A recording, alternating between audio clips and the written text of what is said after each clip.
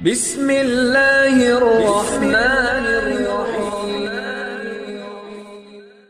مفتی شعیب اللہ خان صاحب کے بیانات کے لیے مفتی صاحب کے آفیشیل چینل کو سبسکرائب کریں اور زیادہ سے زیادہ شیئر کریں۔ بسم اللہ الرحمن الرحیم، الحمدللہ رب العالمین، والصلاة والسلام علی سید الانبیاء و اشرف المرسلین وعلی آلہ وصحبہ اجمعین، اما بعد۔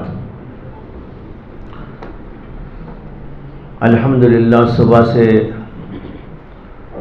آپ سب حضرات یہاں مشغول ہیں اور مختلف مقالے اور متعدد حضرات کی جانب سے مختلف دینی خدمات کے سلسلے میں رہنمائی حاصل کرتے جا رہے تھے، اور اس وقت میں اس عظیم الشان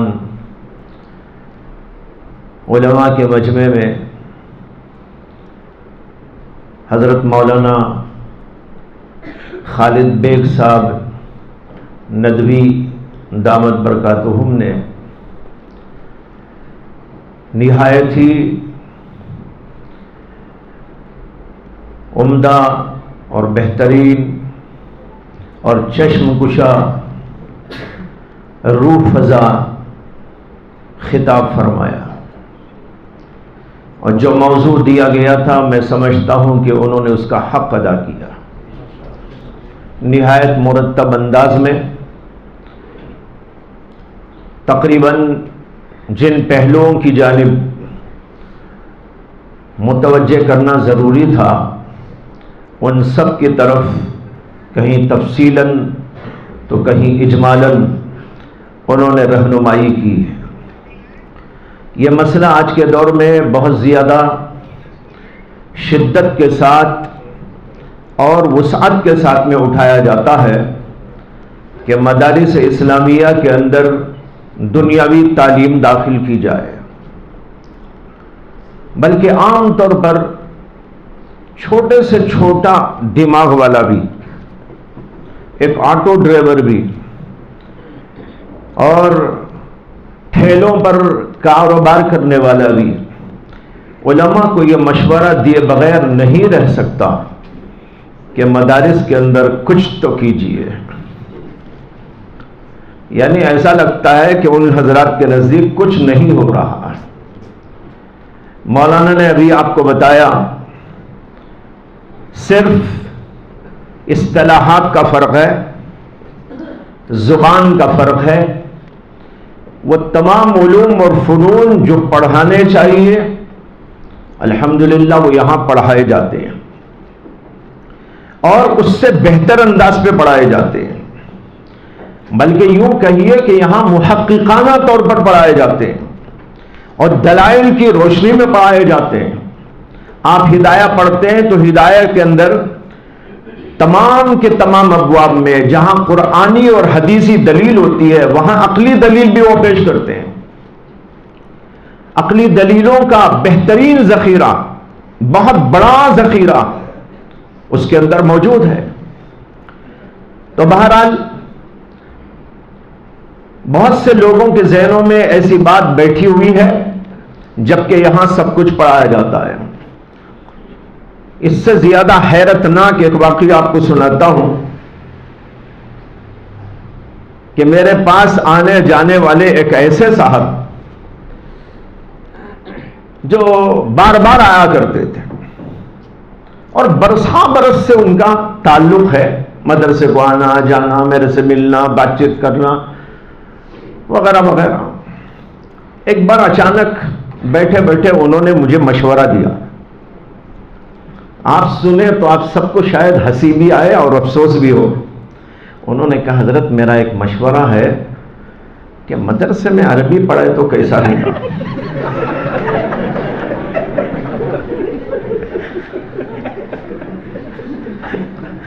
میں تھوڑی دیر کے لیے اتنا پریشان ہو گیا کہ بھائی ان صاحب کو کیا ہو گیا کہ عجیب و غریب مشورہ دے رہے۔ میرے پاس کتابیں رکھی ہوئی تھی دفتر میں، تو میں نے وہ دکھا کر کہا اس وقت جو ہے مدرسے میں تعمیر نہیں تھی، وہ شیڈو میں تھا مدرسہ، اس وقت کی بات ہے، جبکہ وہ مدرسہ یہاں آنے سے پہلے سے بھی میرے سے تعلق رکھتے تھے اور آتے جاتے تھے۔ تو عجیب و غریب مشورہ دیا، تو میں نے ان سے کہا کہ بھائی یہ جو جتنی کتابیں آپ یہاں دیکھ رہے ہیں نا سب عربی میں، بعد میں کچھ اٹھا کر بھی ان کو میں نے دکھایا اور کہا یہی کتابیں پڑھاتے ہیں، بخاری شریف پڑھاتے ہیں اور کتابیں پڑھاتے ہیں شروع سے آخر تک، بالکل ابتدائی کتابیں جو ہوتی ہیں وہ اردو میں پڑھائی جاتی ہیں، اور وہ بھی ذریعے تعلیم بنا کر اردو کو عربی پڑھائی جاتی ہے، لینگویج پڑھائی جاتی ہے، پھر اس کے بعد جو کچھ دروس ہوتے ہیں وہ سب انہی کتابوں کے ذریعے ہوتے ہیں۔ تو بہرحال بتایا رہا ہوں کہ لوگوں کا ذہن کیسا ہے، یہ اندازہ کیجئے۔ اب جن کو یہ تک نہیں معلوم کہ عربی میں سب عربی یہاں پڑھی جاتی ہے، تو اب اس سے زیادہ کیا سمجھتے ہوں گے مدرسے کو؟ اللہ اکبر۔ تو بہرحال یہ بڑی شدت سے باتیں اٹھائی جاتی ہیں، اس موضوع کی علماء کو انتہائی شدید ضرورت تھی، اور میں یہ دیکھ رہا ہوں کہ بہت سارے لوگ اس میں متذبذب سے ہیں، تذبذب کا شکار ہیں، کیا ہونا چاہیے کیا نہیں ہونا چاہیے، ایسا ہونا چاہیے نہیں ہونا چاہیے۔ آج اس مسئلے پر بہت سیر حاصل و تفصیلی اور تحقیقی گفتگو ہم سب لوگوں کے سامنے آئی ہے۔ میں مولانا کا شکر گزار ہوں، اور آپ حضرات کی خدمت میں اس سلسلے میں جو مولانا کی آخری ابھی باتیں ہوئی اس پر میرا تھوڑا سا ایک مضمون ہے، وہ آپ حضرات کی نظر کرنا چاہتا ہوں۔ میرا ایک رسالہ ہے عصری تعلیم گاہوں کے نصاب اور نظام تعلیم پر بے لاگ تبصرہ، اس میں نے ایک صفحے کا مضمون لکھا ہے، وہ آپ کے سامنے پیش کرتا ہوں، جس سے مولانا کی باتوں کی تائید مقصود ہے۔ میں نے لکھا ہے کہ یہ بات ہر شخص پر واضح و ظاہر ہے کہ جو ذرا بھی عقل و شعور رکھتا ہو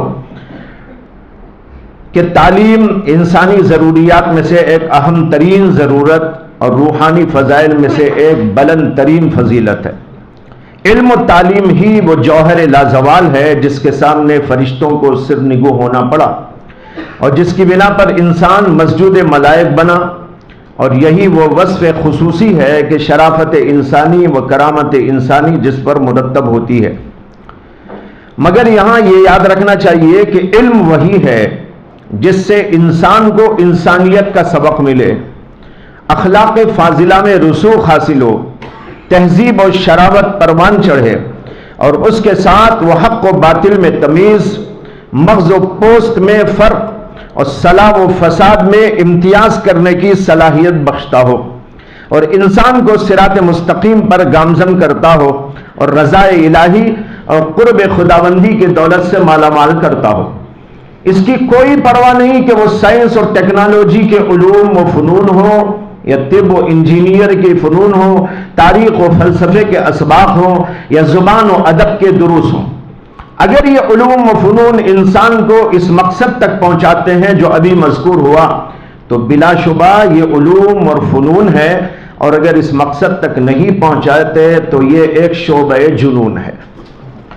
علامہ اقبال نے کہا، جوہر میں ہو لا الہ تو کیا خوف، تعلیم ہو گو فرنگیانہ۔ جوہر میں ہو لا الہ تو کیا خوف، تعلیم ہو گو فرنگیانہ۔ چنانچہ جس دور میں یہ تمام علوم اور فنون، یہ مولانا کی جو باتیں آخر میں ہوئی اس کی تائید اس میں پوری طور پر موجود ہے۔ چنانچہ جس دور میں یہ علوم اور فنون اہل اسلام کے ہاتھوں پروان چڑھ رہے تھے، ان علوم و فنون سے انسانیت کو انسانیت کا سبق، شرافت کا درس، اخلاق فاضلہ میں رسوخ، حق و باطل کی میں تمیز و پہچان کی صلاحیت بھرپور طریقے پر حاصل ہوتی رہی، اور انسان ہدایت کی شاہراہ پر گامزن اور صراط مستقیم پر قائم تھا۔ سائنس کا ہر سبق اس کے لیے وجود خداوندی اور توحید باری کا سبق تھا۔ ٹیکنالوجی کے فنون اس کے لیے قدرت خداوندی پر یقین کا باعث بن جاتے تھے۔ تاریخ کے واقعات اور قوموں کے عروج و زوال کی داستانیں اس کے لیے عبرت و موعظت کے اسباق بن جاتے تھے، اور ان سے ہدایت حاصل کرنے پر اس کو مجبور ہونا پڑتا تھا۔ غرض یہ کہ تمام علوم و فنون اس کی رہنمائی کرتے تھے اور وہ رضائے الہی و قرب خداوندی کی دولت سے مالا مال ہو جاتا تھا۔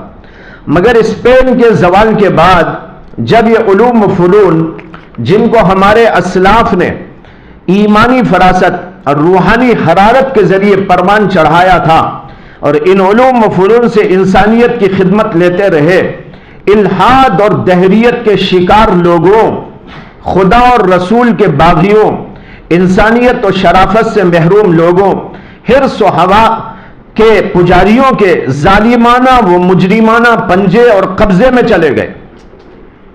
یہ فرق آیا یہاں سے، جب ان کے قبضے میں چلے گئے تو ان علوم و فنون کو ان کے اصل مقصد و منشے کے خلاف استعمال کیا جانے لگا اور اپنے ذاتی مفادات کے لیے ان کا کھلے طور پر استحصال کیا جانے لگا، اور یہ ملحد و زندیق اہل حرص و ہوا لوگ اپنی مکاری و عیاری، چالاکی و چال بازی سے شعبہ تعلیم پر چھاتے ہی چلے گئے، یہاں تک کہ ان علوم و فنون کو انہوں نے خدا اور رسولوں سے بغاوت، مذہب و ایمان سے عداوت، انسانیت و تہذیب سے تلاعب و استہزاء اور اخلاقی اقدار کی تحقیر و توہین کے لیے استعمال کرنا شروع کر دیا۔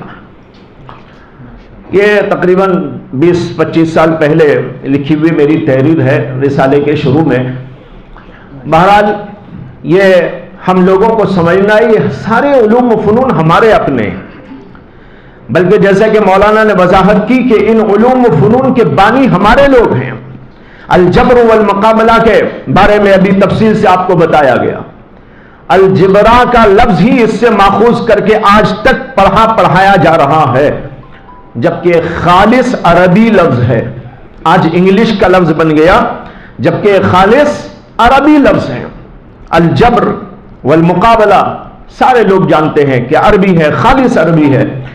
تو بہرحال یہ ہمارے علوم و فنون تھے، لیکن ان علوم و فنون کو زبردستی چھینا گیا اور پھر اس کے بعد اس کے اوپر اپنا لیبل لگایا گیا، اور ہمارے جو اکابر جن کی تصویریں بھی آپ کو ابھی دکھائی گئی شیخ الحدیث جیسے لگ رہے ہیں، یا آج کے زمانے میں ہم کو شیخ الحدیث لگ رہے ہیں، لیکن جس زمانے میں وہ تھے وہ شیخ الحدیث ہو کہ نہ ہو، لیکن بہرحال وہ اسلام کے نمائندے سمجھے جاتے تھے۔ ہر علم و فن کا ماہر جو اسلام کا نمائندہ ہوتا تھا، اور وہ اسلام کی نمائندگی اپنے ہر علم و فن کے ذریعے کرتا تھا، تو اس دور میں ان کے نام بھی بدل دیے گئے، اور نام بدلنا ہو سکتا ہے کہ غیر شعوری طور پر ہوا ہو، اسے کہ ایک زبان سے دوسری زبان میں جب لفظ منتقل ہوتا ہے تو کچھ نہ کچھ تبدیلی اس کے اندر آ جاتی ہے۔ بہت سے ایسے الفاظ ہیں، عربی میں بھی ہیں، عربی میں جو ہے کسی اور زبان کا لفظ جاتا ہے تو کچھ نہ کچھ اپنی شکل بدل دیتا ہے۔ عبرانی کے بہت سے الفاظ ہیں جو شکل بدل کر آج عربی میں استعمال ہوتے ہیں۔ اسی طریقے پر مختلف زبانوں میں ایسا ہوتا ہے کہ ایک زبان سے دوسری زبان میں منتقلی کے بعد کچھ شکل اس کی بدل جاتی ہے۔ ایسا بھی ممکن ہے، اور یہ بھی ممکن ہے کہ کچھ لوگوں نے جو تحریف کتاب خداوندی کا ایک زمانے میں تجربہ کر چکے ہو، وہ ان ناموں کو بھی تحریف کر کے بنا دیے ہو، ایسا جیسے ابو علی سینا کا نام، الخوارزمی الگورزم اس کا نام۔ اب الگورزم کو ہی پڑھتا ہے، مولانا نے ان کا تعارف کرایا الجبر والمقابلے کا مصنف کہ جو ہے الخوارزمی نام کا ان کا جز ہے وہ، لیکن اس کو جا کر ایسا بدل دیا ہے کہ ہمارا کوئی طالب علم جب پڑھتا ہے، بلکہ جو استاد پڑھانے والا اس کو پڑھاتا ہے تو سمجھتا ہے کوئی انگریز ہوں گے، یہ اس کے ذہن میں تصور میں تک نہیں آتا کہ کوئی مسلمان ہوگا۔ جبکہ ابو علی سینا جس کا نام ابھی آپ نے سنا اور معلوم بھی ہے ہم سب کو، اور ان کی کتاب القانون کا ذکر بھی مولانا نے کیا، جو طب کے اوپر انتہائی معروف اور مشہور کتاب ہے۔ ماشاءاللہ ہمارے یہاں کتب خانے کے اندر بھی وہ عربی کتاب موجود ہے۔ تو اس کا جو مصنف تھا بہت بڑا تہجد گزار انسان تھا، اگرچہ ان کے بعد نظریات سے ہمارے علماء نے اختلاف کیا، وہ علمی اختلاف وہ الگ بات ہے، لیکن ان کی دیانت اور دینداری کا ذکر کر رہا ہوں، ایسا آدمی تھا۔ تو بہرحال اس طرح کی کچھ چیزیں ہوئی جس کے بعد ہم لوگوں نے بھی یہ سمجھ لیا کہ بھائی یہ ہمارا کچھ نہیں ہے، یہ تو ان کا ہے، ہمارا نہیں ہے۔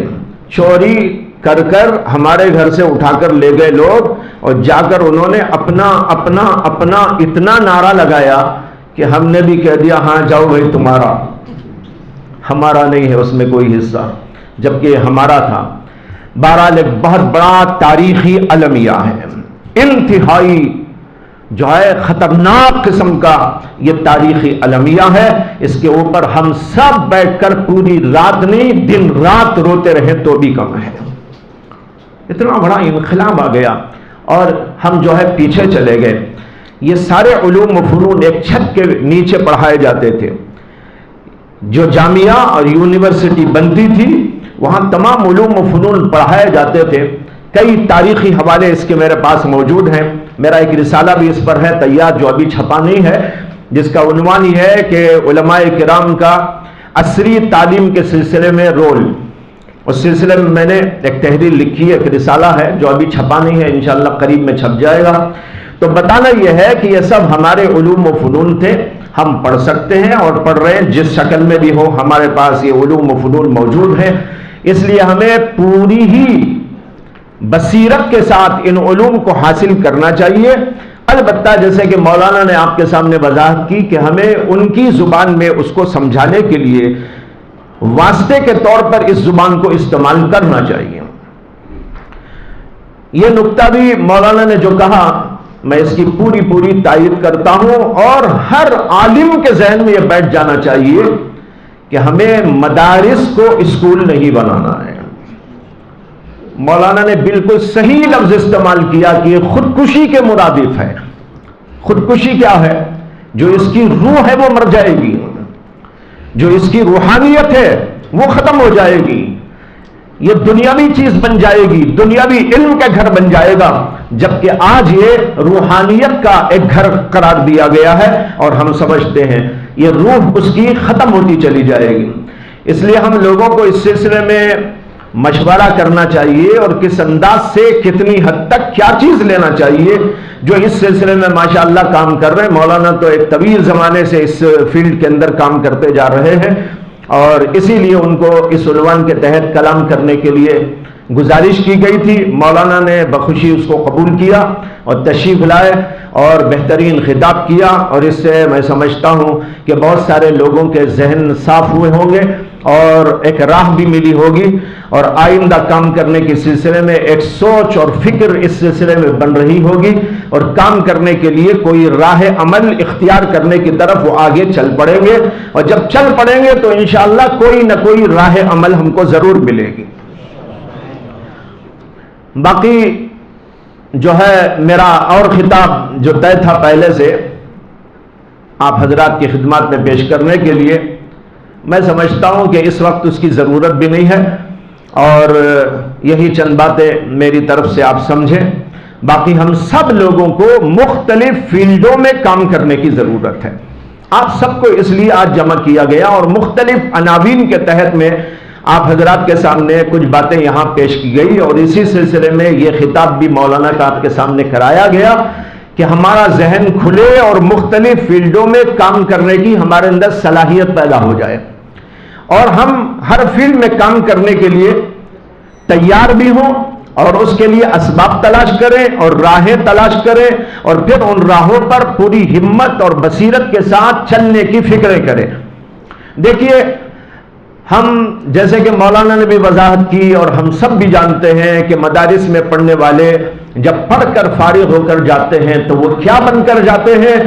نبی کے وارث بن کر جاتے ہیں۔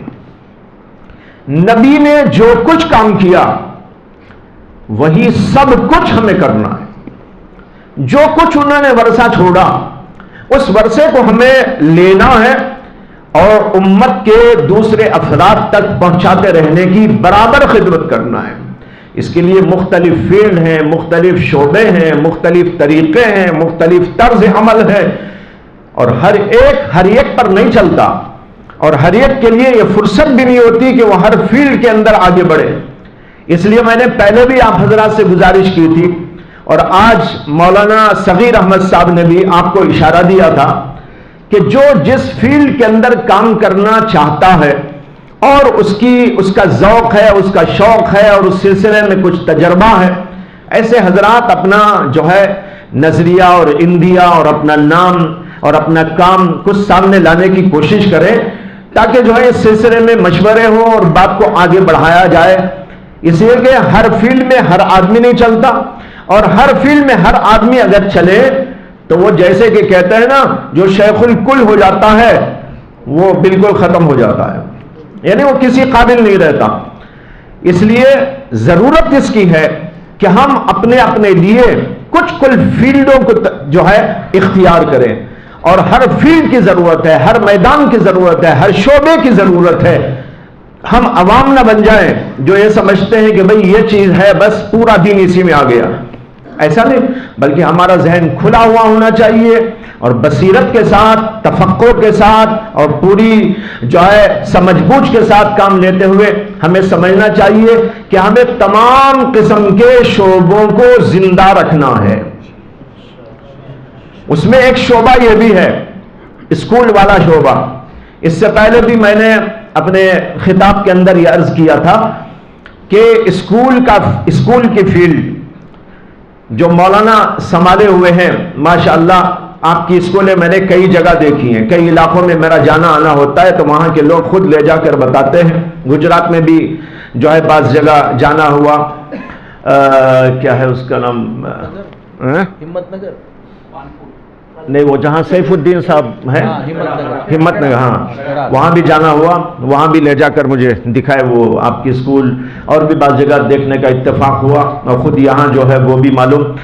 تو بہرحال اس فیلڈ میں آپ ایک طویل زمانے سے خدمات انجام دے رہے ہیں اور ماشاءاللہ بہت بصیرت کے ساتھ، اور جیسے کہ آپ کے خطاب کو سننے کے بعد بھی آپ لوگوں کو اندازہ ہوا ہوگا کہ اس کے اتار چڑھاؤ سے پوری طرح واقفیت رکھتے ہیں، اور اس فیلڈ کے سلسلے میں ماشاءاللہ آپ نے بہت مطالعہ کیا ہے اور اس سلسلے کی تفصیلات کو جان کر ایک بصیرت آمیز انداز پر کام کرنے کے لیے چل پڑے ہیں. تو ایسی صورت میں جو کام کرنا چاہتے ہیں اسکول کی فیلڈ وغیرہ کے سلسلے میں وہ مولانا سے رابطہ کریں اور اس سلسلے کو آگے بڑھائیں. ہر جگہ اس کی ضرورت ہے. اس بات کی ضرورت سے زیادہ کہ ہم مدرسوں کے اندر دنیاوی تعلیم کے بارے میں سوچیں، اس سے زیادہ اس بات کی ضرورت ہے کہ اسکولوں کے اندر ہم دین کا ایک شعبہ قائم کریں. اس کی فکر ہر علاقے کے علماء کر لیں. یہاں مختلف علاقوں کے لوگ موجود ہیں، آپ میں سے ہر علاقے کے لوگ اس بات کا فکر لے کر یہاں سے جائیں کہ ہمارے علاقے میں جو بھی اسکولیں ہیں، خاص طور پر مسلم مینجمنٹ اسکولز ہیں، وہاں پر دین کا شعبہ قائم ہو، اور وہ دین کا شعبہ بھی محض ایسا نہ ہو جو بالکل مردہ ہو یا معطل قسم کا ہو. بہت سے ادارے ایسے ہیں میں بھی جانتا ہوں جہاں پر ایک شعبہ موجود ہے، کوئی مولانا آتے ہیں، پڑھاتے ہیں، جاتے ہیں، جیسے مولانا نے بھی کہا نا کہ وہ دین بس 1 گھنٹے کے لیے آتا ہے اور چلا جاتا ہے، اس کے بعد اس کا پورا سسٹم وہی رہتا ہے. اگر ایسا ہو تو کوئی فائدہ نہیں ہوگا. ایسا سسٹم قائم کرنے کی ایسی تحریک چلائی جائے اور ایسی آواز اٹھائی جائے، اور گھر گھر تک، ہر اسکول تک، اسکول کے ذمہ داروں تک اور بچے تک اور ان کے ماں باپ تک یہ ہماری آواز پہنچنی چاہیے کہ آپ جو کچھ پڑھا رہے ہیں اس کو پڑھانے کے ساتھ، اس کو گریجویٹ بنانے کے ساتھ، اس کو ڈاکٹر بنانے کے ساتھ، اس کو انجینئر بنانے کے ساتھ، علوم و فنون کا ماہر بنانے کے ساتھ، تمام شعبوں میں آگے بڑھانے کے ساتھ ساتھ اس کو آپ مسلمان بنائیں گے، اور صرف مسلمان نہیں بلکہ مسلم داعی بنائیں گے. وہ یہاں سے جائے گا ڈاکٹر بن کر، وہ دین کا پیغام لے کر جائے گا، دین کی اشاعت کرے گا، اپنے شعبے میں بیٹھ کر، اپنی خدمات میں بیٹھ کر، اپنی سروس کے کاموں میں بیٹھ کر وہاں سے وہ دین کا کام کرتا جائے گا. ایسا مزاج بن جائے، اس کے لیے ہر اسکول تک ایسا پیغام پہنچانے کی اور ان کے والدین تک پہنچانے کی بھی ضرورت ہے. اس لیے آپ اپنے خطبات میں بھی اس کو موضوع بحث بنائیں اور بار بار اس کا ذکر کریں، بار بار اس کا ذکر کریں. اس لیے کہ اتنا زیادہ شور شرابہ بعض لوگوں نے مدارس کے بارے میں کیا کہ ہم جیسے لوگ بھی متاثر ہوئے بغیر نہیں رہے کہ ہاں بھائی وہ یہاں آنا چاہیے. وہ یہاں آنا چاہیے. لیکن ہم نے اتنی زیادہ زبردست آواز اس بات کی نہیں لگائی یہ وہاں جانا چاہیے. کتنا بڑا فرق ہے. ان کی آواز کے اندر جان اور ہماری آواز ہو گئی بے جان. اس لیے آج تک اسکولوں میں کالجوں میں اس سلسلے میں کوئی نمایاں طور پر تبدیلی نہیں آ سکی.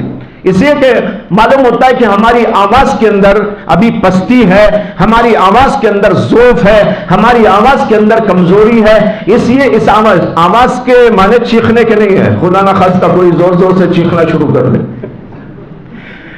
آواز میں دم خم کا مطلب ہے دلائل کے ساتھ, پوری جو ہے توانائی کے ساتھ اور پوری بصیرت کے ساتھ, پورے تفقع کے ساتھ لوگوں کے سامنے اس بات کو پیش کرنا چاہیے اور اتنی زیادہ زبردست دلائل کے ساتھ ایسی گفتگو ہونا چاہیے کہ وہ لوگوں کا دل اس کو قبول کر لے. اللہ کا فضل ہے کہ صبح سے اب تک مختلف جو بھی مجلسیں ہوئی بہت قابل فرحت, قابل انبساط اور اس کے ساتھ قابل نفع, قابل انتفاع مجلس رہی اور بالخصوص یہ آخری مجلس.